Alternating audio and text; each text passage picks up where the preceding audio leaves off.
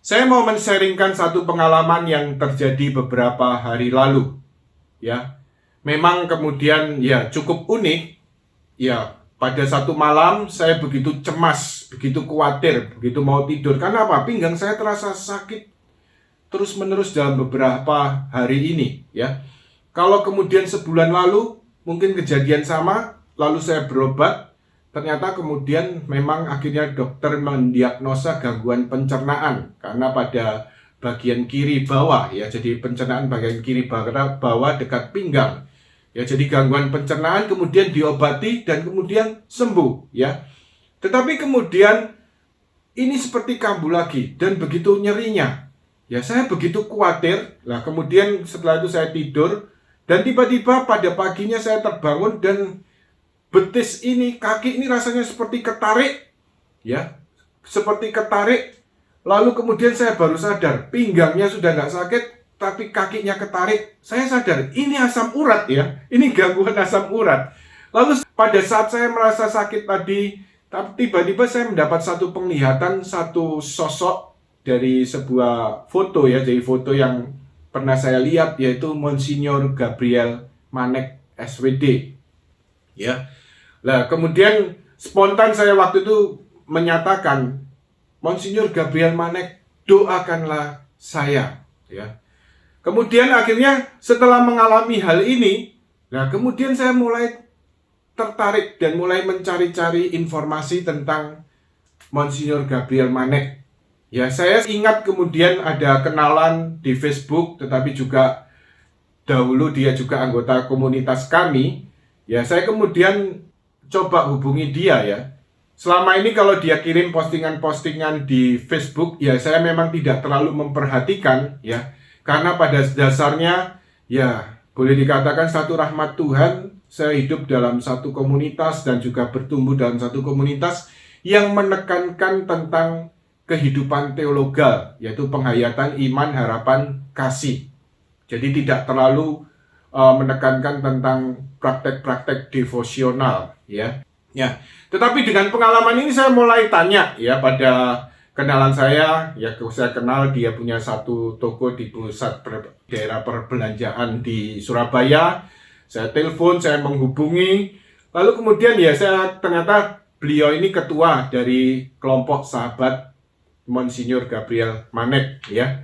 Lalu kemudian ya sudah saya mulai baca, ternyata Monsignor Gabriel Manek ini jadi uskup kedua di Indonesia, ya, sesudah Monsignor Albertus Sugio Pranoto Yesuit dari kalangan pribumi, ya. Jadi bukan orang barat, bukan orang Belanda, bukan orang Portugis, ya. Jadi kalau yang uskup pertama adalah Monsignor Sugio Pranoto, lalu kemudian yang kedua ini kemudian yang dilantik yaitu Monsignor Gabriel Manek.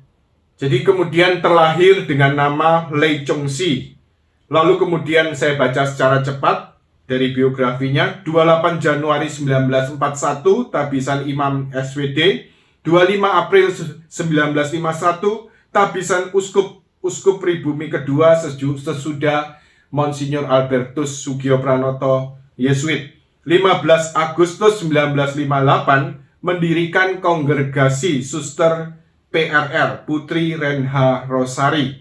Lalu 3 Januari 1961 diangkat menjadi Uskup Agung Ende. Lalu Oktober 1968 mengundurkan diri karena sakit. 30 November 1989 meninggal di Lakewood, Colorado, USA. 6 Desember 1989 dimakamkan di Techni, USA.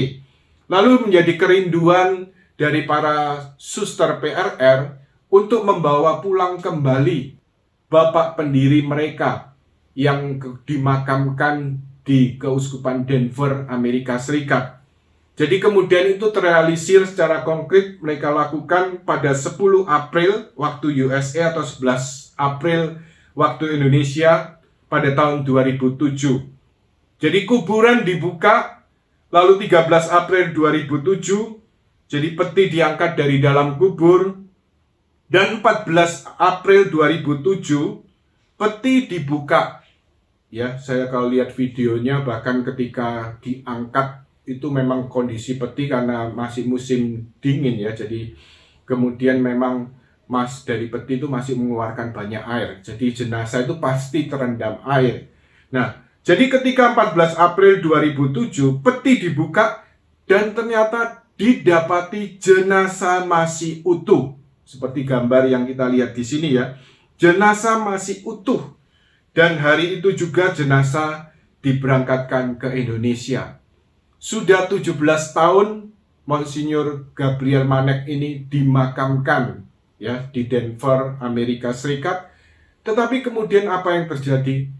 Ya, para suster PRR dengan satu kerinduan untuk membawa kembali pendiri mereka ke biara pusat PRR di Larantuka dengan harapan ya membawa kembali tulang belulangnya. Tetapi kemudian apa yang mereka harapkan melebihi kerinduan mereka. Bukan hanya tulang belulang tetapi jenazah yang utuh yang telah dikuburkan 17 tahun. Jenazah Bapak Uskup ini tetap utuh dan ini merupakan suatu mujizat. Ya, suatu mujizat. Ya, disebut mujizat karena apa? Melampaui pikiran manusia, suatu hal yang tidak umum. Ya, jadi tidak umum karena biasanya jenazah itu beberapa hari saja. Misalnya saya pernah lihat sepupu istri saya, wah, ketika menunggu ditaruh di peti kaca begitu ya, dan juga ada dieskan juga. Tetapi kemudian ya ternyata berapa hari sudah mengalami perubahan-perubahan di jenazah itu ya. Ya, jadi ada perubahan-perubahan. Nah, secara manusiawi itu hal yang normal. Tetapi apa yang terjadi pada Bapak Uskup Gabriel Manek ini, jenazahnya tetap utuh walaupun 17 tahun dimakamkan. Dan kemudian melakukan satu perjalanan dari Amerika, diterbangkan ke Denpasar, lalu Denpasar kemudian ke Ende, lalu dari Ende baru kemudian ke biara pusat di Larantuka. Dan di situ disemayamkan di biara pusat suster-suster PRR di Larantuka. Nah, kalau ini suatu mujizat yang kemudian di mana Tuhan mau menyatakan bahwa Tuhan berkenan pada hambanya ini, pada Bapak Uskup ini, maka memang kemudian rupanya banyak orang kemudian datang dan berdevosi secara pribadi. Yes, termasuk juga kenalan saya yang juga ketua dari sahabat Monsinyur Gabriel Manek ini ya. Bagaimana rupanya ada satu sharing, ini malah saya dengar dari teman saya sendiri, yang kemudian saya lihat ternyata ada artikelnya juga di internet ya, yaitu bagaimana saudaranya ini pergi ke Larantuka ya dengan membawa tongkat karena akibat stroke, tetapi setelah berdoa di sana akhirnya apa? Stroke-nya sembuh dan tongkatnya ditinggalkan. Pergi dari Surabaya ke Larantuka membawa tongkat, tetapi pulang dari Larantuka ke Surabaya tidak memakai tongkat lagi. Puji Tuhan. Tetapi masih banyak kemudian mujizat-mujizat, doa-doa yang dikabulkan melalui perantaraan dan doa dari Monsinyur Gabriel Manek. Tetapi ketika saya tanyakan bagaimana prosesnya, ya jadi beliau ini mengatakan bahwa belum ada satu proses resmi yang berjalan. Jadi semuanya masih bersifat devosi yang pribadi, ya, penghormatan yang pribadi pada calon orang kudus ini. Karena masih menunggu pernyataan resmi dari Keuskupan Denver, karena di sana Monsinyur Gabriel Manek cukup lama tinggal di Denver ini ya, Keuskupan Denver ini. Jadi menunggu satu pernyataan resmi. Nah, begitu pernyataan resmi itu muncul, maka dari tata suci akan mulai memproses sebagai calon orang kudus, dimulai dengan hamba Tuhan. Lalu kemudian kalau meningkat proses selanjutnya, yaitu kemudian venerabilis. Lalu meningkat lagi proses selanjutnya, yaitu sebagai beato. Dan meningkat lagi proses selanjutnya, yaitu menjadi santo. Ya, kita berdoa bersama, kita berharap agar proses ini dapat juga berjalan dengan lancar.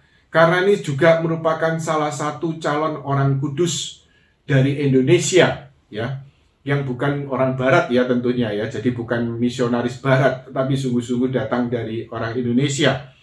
Jadi Bapak Ibu saudara-saudari terkasih dalam Kristus, Tetapi walaupun kemudian terjadi mujizat-mujizat, penyembuhan-penyembuhan, pertobatan-pertobatan yang terjadi karena devosi yang bersifat pribadi atau penghormatan yang bersifat pribadi kepada Monsinyur Gabriel Manek, tapi kita lihat bagaimana sikap gereja yang selalu hati-hati, ya.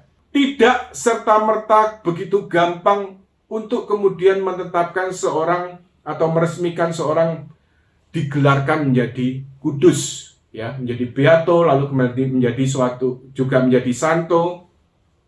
Ini sungguh-sungguh membutuhkan satu proses.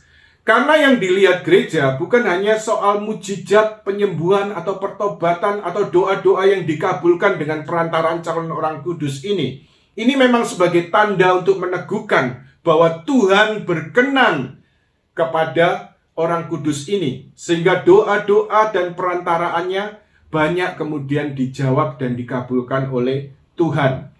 Nah, tetapi yang pertama-tama kemudian dilihat gereja adalah kebajikan-kebajikan yang menonjol, kebajikan-kebajikan yang heroik, dan juga bagaimana juga mempengaruhi orang-orang di sekitarnya. Itu kemudian juga yang dilihat gereja. Memang kalau kita dibaca dari riwayat hidupnya, memang Monsinyur Gabriel Manek ya dalam pelayanannya, apalagi juga ketika masa pendudukan Jepang, ya di mana banyak imam-imam barat, ya misionaris barat yang kemudian ditangkapi Jepang, tetapi beliau kemudian ya artinya apa? Berusaha terus melayani dalam wilayah yang cukup luas. Keuskupan Agung Ende, ya cukup luas pelayanan beliau. Tapi kemudian juga secara khusus terbeban untuk melayani orang-orang kusta. Rupanya ya, kalau saya baca orang Jepang tidak terlalu suka orang-orang kusta, lalu dikumpulkan jadi satu pulau. Tetapi bagaimana Monsinyur ini, uskup ini terus berusaha mengunjungi, sehingga kemudian menimbulkan kecurigaan dan kemarahan dari Jepang. Sehingga kemudian kapalnya yang biasa dipakai menuju ke sana juga akhirnya dibakar. Ya, tapi kemudian terus Monsinyur berusaha untuk mengunjungi orang-orang kusta itu. Demikian juga setelah di Amerika, ya berusaha juga melayani orang-orang dari suku Indian. Pernah satu cerita yang dari keluarga yang mendampingi Bapak Uskup, ya bagaimana Bapak Uskup pergi ke tempat pembuangan sampah dan di situ mencari permadani, mencari dan mengumpulkan permadani atau karpet-karpet itu ya. Dan sampai kemudian keluarga ini mengatakan, loh Bapak Uskup, apa kata orang kalau Bapak Uskup melakukan ini? Ya beliau mengatakan, ya saya ini sudah di sini bukan Bapak Uskup, saya Uskup Emeritus kan, dan juga di luar wilayahnya. Ya, jadi dia tetap melakukan dan dia membersihkan permadani atau karpet-karpet itu. Kemudian artinya apa? Setelah dibersihkan, setelah layak, kemudian dia pakai untuk menutupi atap dari rumah-rumah orang suku Indian supaya mereka tidak kedinginan, ya. Jadi ini beberapa hal yang dapat kita lihat mengenai Monsinyur Gabriel Manek yang merupakan juga calon orang kudus dari Indonesia. Kita tunggu prosesnya, bagaimana juga gereja menilai dan juga proses selanjutnya yang akan dilakukan gereja. Kemuliaan kepada Bapa dan Putra dan Roh Kudus, seperti pada permulaan, sekarang, selalu, dan sepanjang segala abad. Amin. Monsinyur Gabriel Manek, doakanlah kami. Dalam nama Bapa dan Putra dan Roh Kudus.